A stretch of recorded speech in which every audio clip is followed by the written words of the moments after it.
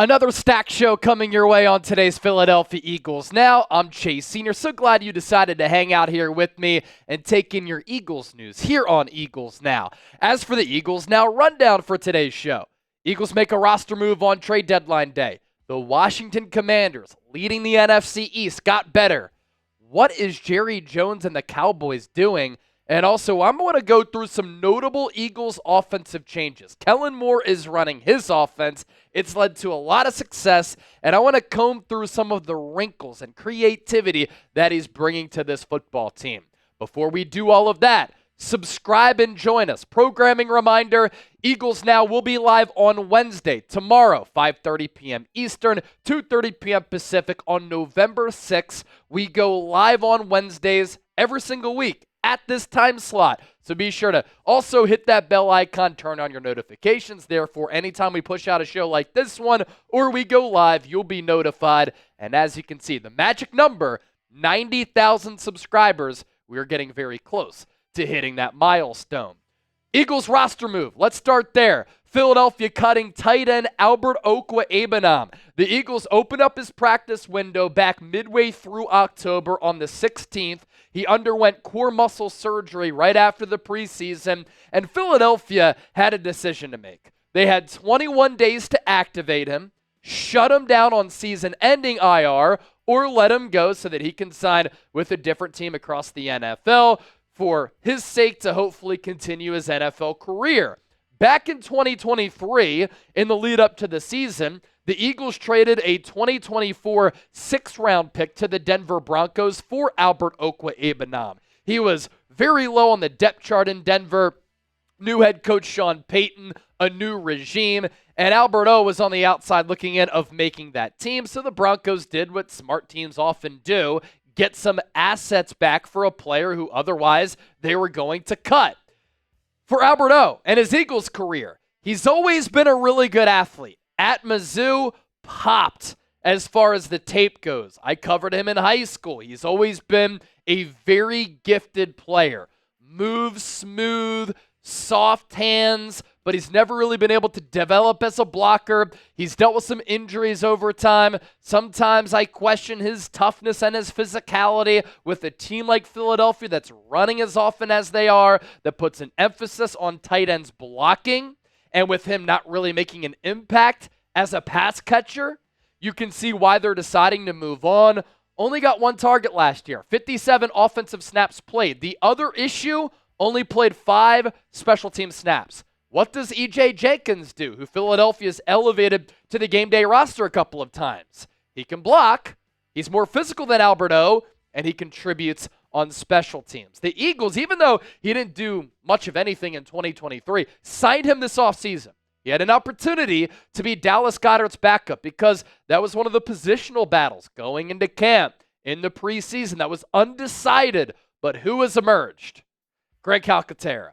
Albert Okwuegbunam didn't produce. He didn't emerge. He got hurt.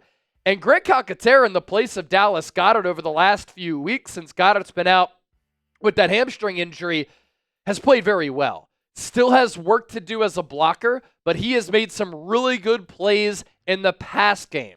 And then also, you think about the other tight ends who Philadelphia has been utilizing with Goedert out. Jack Stoll, again, E.J. Jenkins. Those are players who are willing to get gritty, willing to get grimy. Jack Stoll especially has a blocking background. And for Calcaterra, having the best year of his career, pretty fascinating path for him. He was at Oklahoma. He medically retired from football due to concussion issues. He got back into playing football, went to SMU. He got drafted by the Eagles.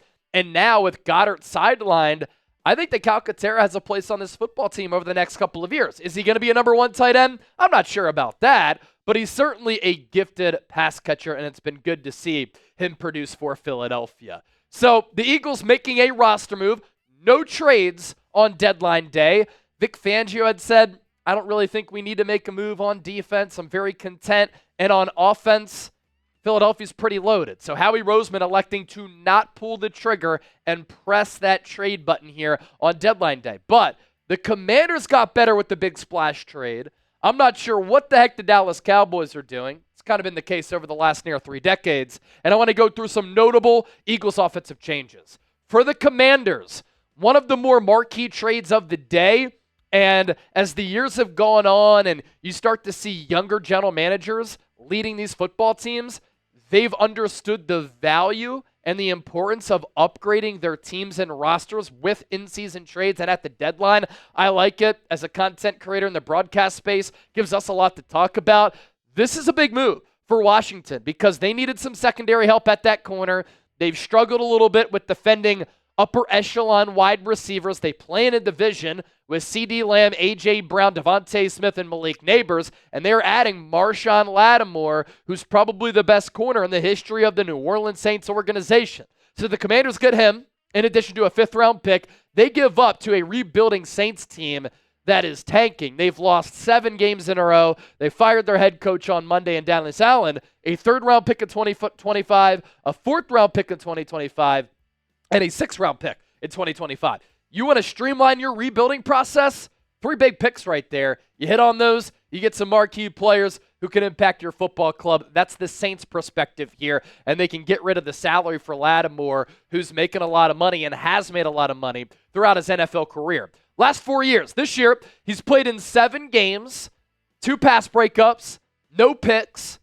In 2023, also injured, 8 pass breakups, 1 pick. He was injured to start this year, too, and in 2022, only played 7 games. So in the last 3 years, obviously we're at the halfway point of the 2024 campaign, he's played in 24 total games. That is a little bit of a concern. The last time he played a full season was in 2021, 16 games played, 19 pass breakups, and 3 picks. And you look at how the Commanders stack up. They are taking advantage of Jaden Daniels being on his rookie contract. They're taking advantage of them being in first place in the NFC East. They understand, they can smell that they can make the playoffs in a wide-open NFC. And anytime you can get a rookie playoff experience, that bodes well for him throughout the rest of his career. And offensively, this team has been humming with a rookie quarterback. 3rd in the NFL in points per game at 29.2. Cliff Kingsbury calling the plays. 3rd in yards per game, 3rd in yards per play, 4th on third down conversion rate at just a tick under 46%. In the red zone, they have started to flatline a little bit, but you look at defensively where they are. 11th in points per game, 14th in yards per game, 25th in yards per play, 22nd on third downs, and 28th in the red zone there. And so defensively, you understand if you're Washington, we need to get better in that secondary. We've struggled a little bit against the pass. We have a good defensive line, but through the aerial attack, that's where they've been lacking. And so the Commanders are a threat to the Eagles inside the NFC East. Those 2 games against Washington going to be huge. And it's not the Washington that I grew up with, many of us grew up with. This team is for real, and they got better today with the splash trade for Lattimore. As for the Dallas Cowboys, they also made a move. They traded for Panthers wide receiver Jonathan Mingo. They also got a 2025 7th-round pick, and they decided to give up a 4th-round pick in 2025 for Jonathan Mingo, who in his career, 24 games played, 55 catches, 539 yards, 9.8 yards per catch. He really hasn't done anything special or notable so far in his NFL career. He is young. He was a 2nd-round pick only in 2023 out of Ole Miss. He has good size at 6'2", 220. He has had bad quarterback play on a bad offense, but Jerry's off his rocker here. DeAndre Hopkins went from Tennessee to the Kansas City Chiefs for a 5th-round pick, which can become a 4th, right? Deontay Johnson went to the Baltimore Ravens for a conditional 5th or 6th-round pick. And Devontae Adams went for a conditional 3rd. Jonathan Mingo is going for a 4th. It's great that the Dallas Cowboys are dysfunctional as they are, but if you're a fan of the Cowboys, you're like, Jerry, what the heck are you thinking and what are you doing, considering the value that Hopkins, Johnson, and Adams went for and what you got Mingo for? And Dak Prescott's going on IR. Who will win the NFC East? This division looks to be a 2-horse race. Philadelphia, Washington, Let me know down in the comment section right now. So we'll pop back up the rundown here. Eagles made a roster move. Check. Commanders got better. Check. What are the Cowboys doing? Just discussed that. We're going to go through some notable Eagles offensive changes. Why have they had success from a schematic standpoint? It's got me feeling nicey. Stay tuned to find out. First, today's Philadelphia Eagles now, sponsored by our friends at Game Time. Do you want the best seats at the lowest price guaranteed? Do you want plenty of seating options when you go to a sporting event, concert, comedy show, or theater event? Do you want to get in the door and have the best vantage point and view from your seat at the best price point? Yeah, it's a no-brainer. Download the Game Time app, create an account, use the code CHATSPORTS, CHATSPORTS, for $20 off. They specialize in last-minute tickets. The more that you wait up until the start of the event, the more that the prices drop. If you find tickets that are cheaper elsewhere, Game Time will credit you 110% of the difference. They have zone deals and flash deals. You can see the view from your seat before you buy, so you know exactly what to expect when you arrive. If you want to go to Eagles Cowboys this upcoming Sunday in Week 10, plenty of tickets available. I imagine Cowboys fans might be trying to sell those bad boys because their team's lost 3 games in a row. They're 3-5, and Cooper Rush will be starting at quarterback. Again, thanks to Game Time Picks, though, not just an app for sporting events, concerts, comedy shows, theater events, and more. So one more time, download the Game Time app, create an account, use that code CHATSPORTS, CHATSPORTS, for $20 off. Terms apply, first purchase only. We'll put that link down below in the comment section and in the description of today's Eagles Now. So coming out of the bye week, Philadelphia had beaten the Green Bay Packers, then they lost to the Atlanta Falcons, then they beat the New Orleans Saints, then they got embarrassed by the Tampa Bay Buccaneers, and the Eagles' offense was so inconsistent. A big reason for why they weren't playing well, Jalen Hurts turning the ball over, but they didn't really have an identity, right? Saquon Barkley was playing really well. A.J. Brown was also out. A.J. Brown and Devontae Smith were out against Tampa Bay. But the Eagles were not a rhythmic, creative, synergetic type of team, if that's even a word. But the Eagles coming out of the bye have made some notable offensive changes. The biggest change that they have made offensively, as we're starting to see Kellen Moore run more of his offense with some of the wrinkles and creativity, is that Philadelphia has become a running team. During this 4-game winning streak, they lead the NFL in rush percentage. They're about 60% run right now. And in 4 games out of the bye, the average game for Philadelphia, Saquon Barkley, Jalen Hurts, Kenneth Gainwell sprinkled in there, their average game, 42 runs for 196 yards. So in turn, they're dominating time of possession, they're eating clock, they're letting their defense rest, and the opposing offense isn't able to really catch a rhythm because the defense is playing well for the Eagles, but also they're on the sideline for so long. And in the last 4 games especially, we've seen Philadelphia have a lot of explosive plays. 38 explosive plays. That's 20 yards or more, which counts for an explosive play. The explosive plays allowed for this Eagles defense. They've only given up 14. So that's a plus 24 margin. They're gashing teams with explosives. They're not giving up a lot of explosives. And some of the wrinkles that I like in watching this team win and pop off 4 wins in a row. We're seeing more pre-snap motion. They were dead last in pre-snap motion rate last year. We're seeing Hurts in the shotgun and under center. And when he's under center, they're running more play action. It helps the pass game. It helps the run game. It's a complementary way to play football on that side of the ball. We're seeing these offensive linemen get out in space on pull blocks. Cam Jurgens has looked awesome. Some of the members of this offensive line, they combine to have a top 5 offensive line unit. And when Lane Johnson, Jordan Mailata approached Nick Sirianni at the bye week and said, we need to become more of a running team, Nick Sirianni, to his credit, did a good job of adjusting. And it's smart because you're relying on the strength of your offense, which is the offensive line. And because Philadelphia is going about offensive football in the way that they are, we've seen that the RPO game is working again. Last year, it wasn't. Jalen Hurts also looks more spry, fleet of foot, and faster. It helps when you have Saquon Barkley back there.